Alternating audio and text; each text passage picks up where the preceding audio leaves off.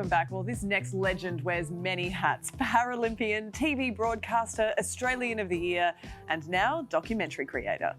You know, it's been my purpose ever since I was young to change perceptions all around the world so people with disability can get out and live the lives they deserve to live. But if you want to do it all around the world, you've got to go all around the world. I'm nervous. How am I going to get around? I've honestly got no idea, but that's the point. We want to live how the people of Zambia with disability live, and we really want to show that disability is normal. Side of it we don't usually see, isn't it? So in partnership with World Vision, Dylan Alcott's film Road to Kasama takes a look at the realities of children living with disabilities in those developing countries. He joins us live from Melbourne to discuss this. Dill, this looks really amazing. What got you on board for this?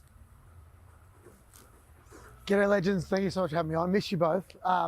Look, what I said there in the intro is really important to me. I used to hate my disability, hated myself, and when I was young, I actually Googled what it was like to have a disability in other parts of the world to try and find my community, and try and understand. And my purpose has always been to change perceptions all around the world so people with disability can get out and live the lives they deserve to live. And you got to go see it for yourself. And I was very lucky to be invited to Zambia by World Vision and traditional owners on country there. And we went to a place called Kasama. And, firstly, there was extreme poverty there. But what I learned from by going there is, they know exactly what they need. People with disability know exactly what they need, especially in this part of the world.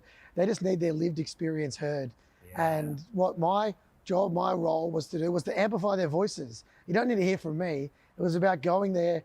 We got welcomed to so many people's homes with disability, and I was just like, how are you doing? And they would speak for like 30 minutes about what was going on with them because no one had ever asked them about their disability. None of their neighbours, none of their friends, none of their community, because disability is, shunned. It's seen as a curse or spiritually a punishment.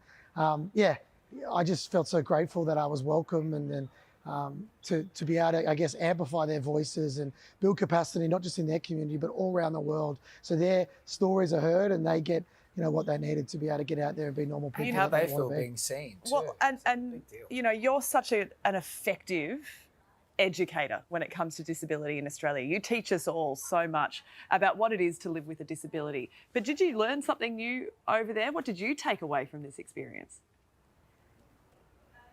Oh, Sylv, I learned heaps. I met a young kid called Victor.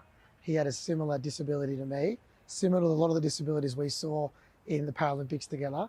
And he'd been lying in the same spot for 30 years, without a wheelchair, without a mobility aid. And he was the most lovely young man.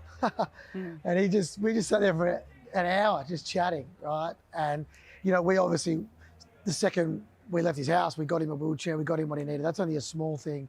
We need to continue to build that capacity in society to change those perceptions and those biases that having a disability is this negative thing, this really bad thing, and that we aren't contributors to society and normal people. But I went to a school, right?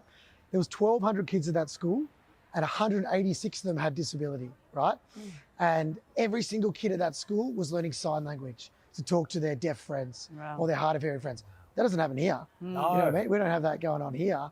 At that school, they were invested in, they were listened to, they were asked what they needed, they were thriving, they were having fun, they were kicking my ass at basketball, they were stealing my hat. They were just normal kids having fun. And I was like, wow, it just showed when you have an inclusive culture, everybody thrives, disability or not. And that school had that. But then every other school in that community, they wouldn't accept kids with disability. Wow. So I was like, why can't we do this everywhere else? Why can't we do that in Australia? Whatever it is. Makes so much sense. Yeah, exactly. We got a long way to go back here as well. Like, in Indigenous communities here for people with disabilities, it's tough. They're not listened to. They're not invested in, and I haven't done enough. We haven't done enough. So it's an issue just here, like it is at home, as it is all around the world. But to be able to hear it firsthand and amplify those voices, we're not sure what's next, but please check out the doco on YouTube or the World Vision website and see what it's like. And then it's up to us to keep listening, learning, and actually investing and doing better. Sure. Absolutely. I mean, and you've just recently wrapped up the Ability Fest in Queensland and Victoria. It was a huge success. You sold 10,000 tickets. How are you recovering from that? I'm a bit weary. I've got bigger black eyes than I normally do, but still knows I do my best work after dark. We had some fun in Paris, which was great, and you know, the way that everyone, like, I love Ability Fest so much because people come together, able-bodied people and disability, and just have a good time, right? But we build an accessible and inclusive space where everyone feels safe and can have fun. And I think what it shows is, you know, people, when they actually see what it's like to be inclusive with people with disability, it was just normal, right? Yeah. And so many people support us, so many people came down. We probably raised nearly $600,000-700,000 Wow. to be able to go out there and do things like we did in Zambia and stuff like that. And yeah, I'm so grateful everyone came down. If you missed out, come next year because it's just a sick party and you'll have a good time. What a sizzle. Have a sick party What with a Dillo. sizzle. And you can watch Dillo's documentary Road to Kasama by heading to worldvision.com.au. Hey there, Today fans. Sarah and What's my name again? oh my goodness, Carl. Hey, thanks for watching our YouTube channel, though. Subscribe now for more news, special reports, and amazing Aussie stories. And Carl misbehaving, Whoa, of course. that never happens. always happens. What's she talking about? Always happens.